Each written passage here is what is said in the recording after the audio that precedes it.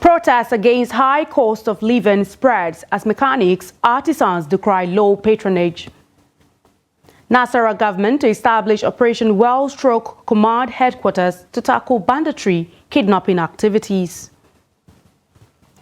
Nigerian Cardiac Society warns against overexcitement following cases of sudden death during ongoing AFCON 2023 competition. On the foreign scene, world leaders warn of catastrophe as Israel plans Rafah invasion. Hello and welcome to the Trust TV News Update at this hour. I'm Aisha Salihu. Thank you so much for joining us.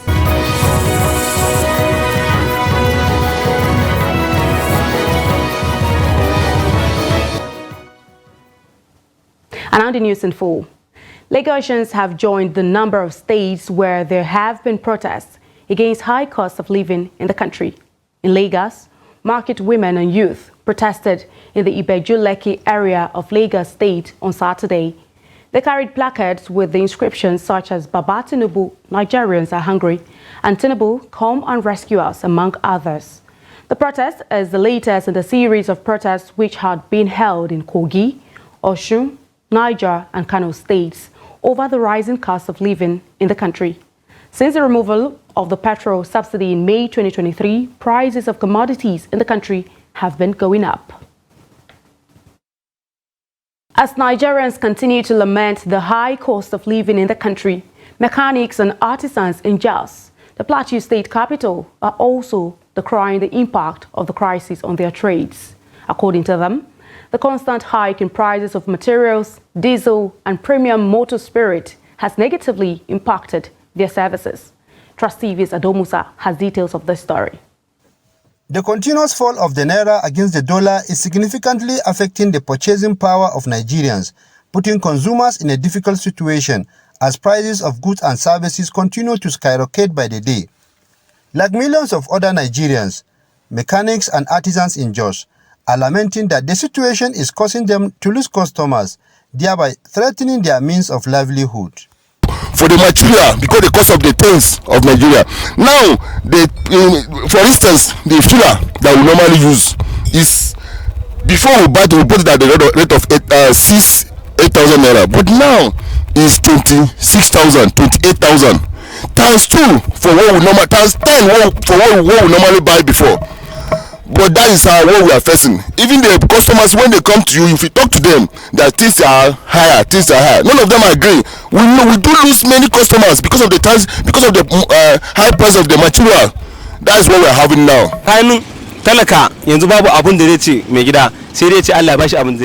Fixing car is our main source of livelihood.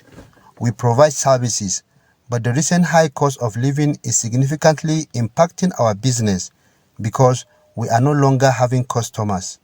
The few motorists who manage to come to us often expect us to work for them on credit. As a result, we can no longer afford to provide food for our families. The high cost of living is threatening our jobs. If this continues, we are likely to be pushed out of business because people are now struggling to afford basic necessities like food, rather than buying doors or windows to build houses. In some cases, when we agree to work for a certain amount, by the time we purchase materials for the job, the prices have already increased, resulting in losses for us. It is a very challenging situation.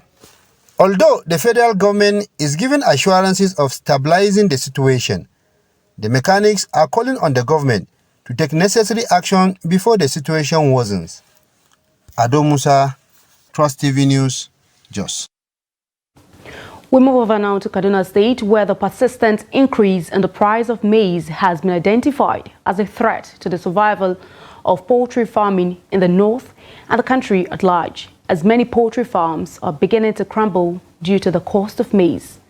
Poultry farmers, traders, as well as Kaduna residents who disclose this to Trust TV say if the cost of foodstuff persists, it will make life more difficult for the common man in the country.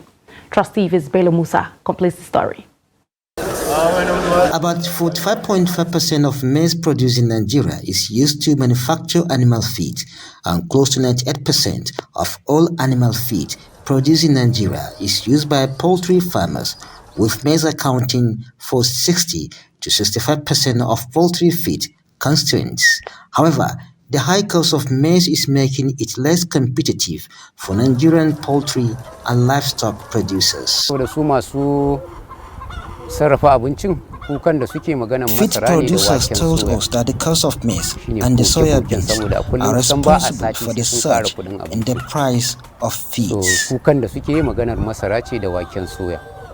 Increasement of the maize and even the fuel increasement, because the maize is the main major thing that is used to produce the feed. So due to the increase of the maize and other ingredient that is used to produce the feed, it has increased. And even the transportation that is used to import the goods, the maize. So everything just increased.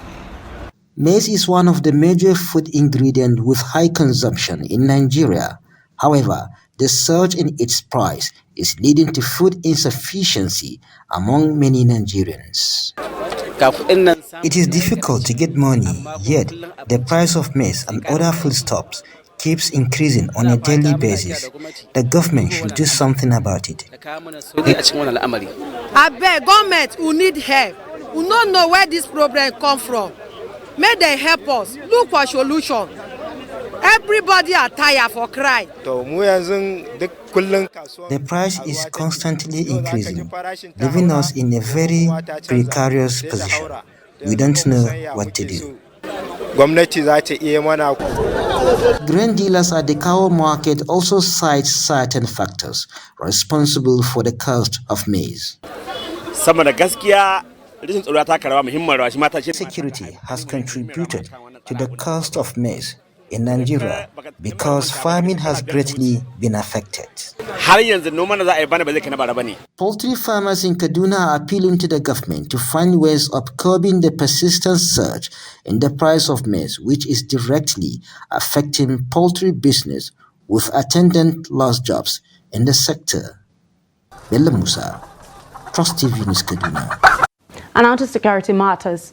Nasarawa state government has concluded arrangements for the establishment of Operation Well Stroke Command headquarters to tackle the persistent banditry, kidnapping activities, and any form of communal crisis across the 13 local government areas of the state. Governor Abdullahi Sule of Nasarawa State made the statement while playing host to the Force Commander Operation Well Stroke, which covers Benue, Nasarawa, and Taraba states. Major General Sunday Isarimen Igbinomohanya at the Government House. The governor pledged continued support for the military towards ensuring that Nasarawa State remains peaceful. He equally promised to mobilize intelligence that would facilitate the work of the security operatives in the state. Force Commander Operation Well Stroke Major General Sunday Isarimen explained that the restructuring of the Operation Well Stroke by the Defense Headquarters was meant to fill up the gap discovered after a careful review of the operation in the past 5 years. According to the Force Commander, with the new arrangement, units in Nasarawa State have been inducted into the operation, with Operation Well Stroke restructured to have a sector in each of the 3 states. Families of the kidnapped bride with 63 wedding guests from Gamje village of Sabuwa local government area of Katsina State have resorted to prayers for divine intervention. This follows the resolve of the Katsina State government not to negotiate or pay ransom to secure the release of the captives. The government instead reassures of its commitment to rescuing the victims unhurt. Abdullahi Yamadi completes the report. The video released by the bandits threatening to remarry off the bride to one of their own and the remaining women among the abductees if they fail to pay 100 million naira ransom has left residents of Gamji village, especially their immediate families, shaken. The horrible condition of their loved ones in captivity is what they frequently talked about, but unwilling to talk to strangers for the fear of the unknown. Residents are looking disturbed, confused, and traumatized by the shocking video, saying they are helpless. Though Gamji is a farming community, but 100 million naira appears too much for the residents to bear, hence the compassionate appeal to relevant authorities to assist. When the driver came in the evening, I, as the grandfather of the bride, insisted that the journey should be abandoned till the next morning due to insecurity. But he said we should pray for him and the rest of his passengers and promised to follow routes considered safer. I even offered to pay additional 10,000 naira should he postpone the journey until the next morning, but he insisted on going. Now, this is where we are.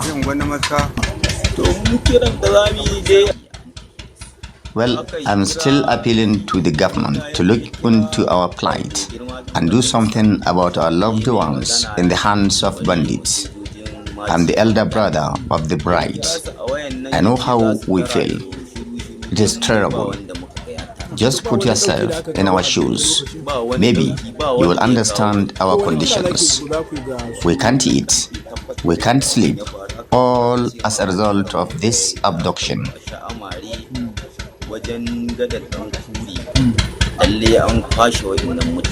This lady was among the abductees, but later escaped after 3 days in captivity. She said that the situation there is horrible and against what was shown in the video. According to her, victims are beaten mercilessly and humiliated daily with little or nothing to eat. However, the Commissioner of Internal Security and Home Affairs, Nasiru Musa, in a telephone conversation with Trust TV in Katsina recently, said the state government will neither negotiate nor pay ransom to bandits. He further pointed out that frantic efforts to rescue the victims unhurt is ongoing, calling on Gamji residents to exercise patience. Public affairs commentators in Katsina said there is rays of hope from the recent rescue operations carried out by security operatives in Katsina, calling for more synergy to end banditry. Abdullahi Ismayamadi, Trust Television News, Katsina. More on security matters. Nigeria's President Bola Tinubu has reassured Nigerians that the battle against terrorism will be sustained until relative peace and safety across the entire country are achieved. President Tinubu gave the assurance during the trooping and presentation of colors at the 60th anniversary of the Nigerian Defense Academy. The president commended past and present leadership of the NDA for their efforts in attracting clientele from other African nations, noting that the quality of training at the academy is capable of ending banditry. The president acknowledged the sacrifices of Nigeria's fallen heroes who paid the ultimate price to defend the nation's sovereignty and promised to prioritize the welfare of the armed forces to carry out its constitutional responsibilities. These have consequently impacted positively on the image of the country. Therefore, it behoves us to cultivate an enabling environment of peace to attract prospective aid, not only from Africa, but from Europe and America as well. While the relative peace we have been able to secure is worthy of celebration. But we must remember that the war is not over yet until every parcel of land held by the enemy of the fire, an enemy of peace, is ended, accountable, and Nigeria is free of terrorism and banditry. And now to a health advisory. The Nigerian Cardiac Society has warned Nigerians to be very vigilant about their cardiovascular health and avoid sports and other emotional events that can trigger arrhythmias, heart attack and stroke in those with underlying heart conditions. According to a statement issued by the NCS President, Professor Augustine Odili, the warning is coming as a result of the several reported cases of sudden deaths among Nigerians, both at home and abroad, directly or indirectly linked with a surge of emotions associated with the Nigeria-South Africa match during the ongoing African Cup of Nations 2023 competition holding in Côte d'Ivoire.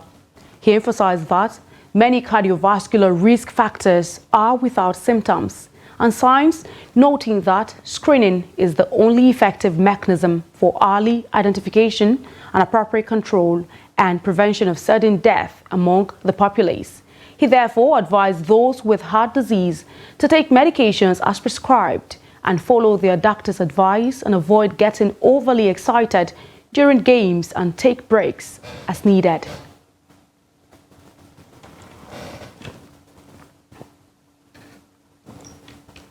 You're watching the news update on Trust TV. Coming up, we'll take a look at the low standards threatening quality meat supply in Abuja abattoirs. We'll bring you insights and details of this story and more to come after the break. Welcome back and thank you so much for staying with us. But if you're just joining us, this is the Trust TV News Update. Now let's take a look at a recap of some of our top stories.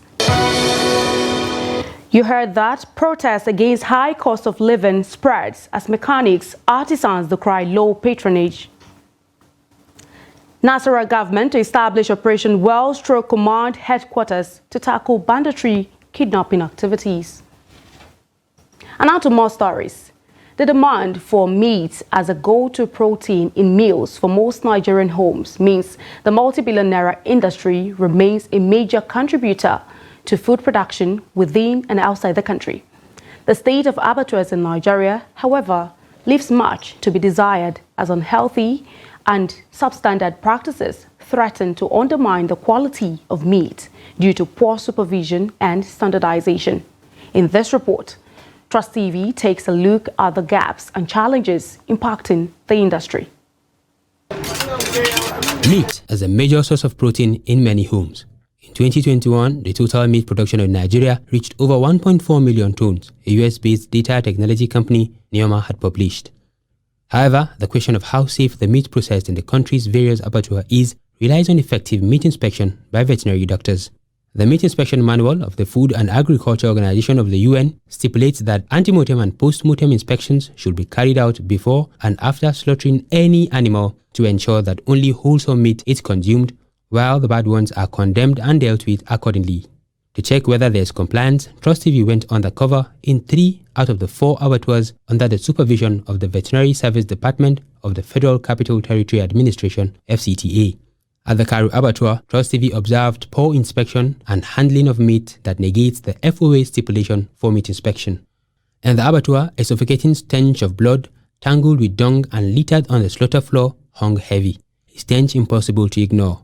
The production and consumption of hygienic and wholesome meat has a global relevance. That is why the World Organization for Animal Health and the Food Agriculture Organization, FAO, established operational norms for best practices in meat inspection, especially for developing countries. Meat not inspected can be dangerous, especially to the consumers of such meat, according to Dr. Sati Unglukun, the Director of Diagnostic Service Department at the National Veterinary Research Institute in VOM. So if meat is not properly inspected, it means there is danger for consumers, because we know that there are quite a number of diseases that are transmitted from animals to humans. In Kubwa, 4 meat inspectors were cited in the slaughterhouse, keeping a watch on the activities of the butchers. However, Trust TV observed that despite this strict inspection, meat is not properly handled, as some parts of the meat, especially the internal organs, were kept on the slaughter floor, which is stained with blood and dung. At the Gwagwalada Abattoir, even though these inspectors were seen carrying out their duties, the meat is also not properly handled. During Trust TV's visit to the Gwagwalada abattoir, a significant amount of meat which the vet said were infected with contagious bovine pneumonia, bovine tuberculosis, and hydronephrosis were condemned. Concerning this infection, Dr. Sati says while every standard abattoir should have a laboratory attached to it, some diseases can be transferred to consumers of infected meat. A cow, for example, is infected with tuberculosis, and that meat is not properly inspected and it gets into the market, people can come down with tuberculosis. Outside the slaughterhouse, animal hides and goats are roasted with scrap tires, a situation that has been reported to pose serious health concerns, especially the risk of cancer. Government abattoirs are under the supervision of the Veterinary Service Department of the FCTA. Reacting to the state of abattoirs in the FCT, Director of the Veterinary Service Department of the FCTA, Dr. Idris Ademo, attributed the situation to the age-long neglect and failure to upgrade and standardize abattoir operations, while noting that the operational system is still traditional. The Director further said, through the administration's new policy on abattoir operational standard, platform for discussion with relevant stakeholders will be initiated to ensure new ways in salvaging the situation eminent in the FCT abattoirs. Isa Ismaila, Trust TV News, Abuja. President Bola Tinubu has sent some of his cabinet members to the governments of Republic of Niger, Mali and Burkina Faso over the trio's recent move to exit the regional bloc economic community of West African states, Daily Trust and Sunday reports. Tinubu's team, comprising the Minister of Defense, Abubakar Badaru, and his counterpart from Foreign Affairs, Ambassador Yusuf Mitama Tugar, and many other top government functionaries, were led by the President of ECOWAS, Omar Ali Touré. Speaking at extraordinary session of the Mediation and Security Council of the bloc, Tugar said the team came up with possible solutions for the pressing challenges facing member states, such as climate change, violent extremism, migration, organized crimes, among others. The spokesman of the Defense Ministry, Henshaw Ogubike, quoted the Defense Minister, Badaru, to have said that Nigeria is committed to regional security cooperation with other members of ECOWAS countries. Badaru, who attended the session alongside other defense ministers from across the ECOWAS community, deliberated on pressing security matters affected the region, emphasizing the importance of collective action in addressing regional security challenges. The president of ECOWAS, Touré, explained that this was the right time to come together as members of the bloc and solve our common problem. And away from Nigeria, Israel is facing growing international warnings over its planned offensive in Rafah, the city in southern Gaza, crammed with Palestinian refugees. UK Foreign Secretary David Cameron said over half of Gaza's population are sheltering in the area, while Dutch Foreign Minister Hanke Bruins-Slot said there could be many civilian casualties. Similarly, Saudi Arabia warned of very serious repercussions in Rafah if Rafah was stormed. Gaza's Hamas rulers said there could be tens of thousands of casualties. Israel launched its operations in the Palestinian enclave after more than 1,200 people were killed in southern Israel on 7 October by Hamas gunmen. More than 27,900 people have been killed and at least 67,000 injured in Gaza since then, according to the Hamas-run health ministry. Saturday's warnings came a day after Israeli Prime Minister Benjamin Netanyahu ordered his military to prepare to evacuate civilians from the city ahead of an expanded offensive against Hamas. The Prime Minister also rejected Hamas's latest proposed ceasefire terms. And in sports, South Africa took third place at the Africa Cup of Nations finals in the Ivory Coast when they egged the Democratic Republic of Congo 6-5 on penalties after a goalless draw at the Felix Houphouët-Boigny Stadium on Saturday. South Africa midfielder Teboho Mokoena hit the outside of the post with the first kick after which the next 8 efforts were all successful, leaving Democratic Republic of Congo captain Chancel Mbemba needing to score to win the contest.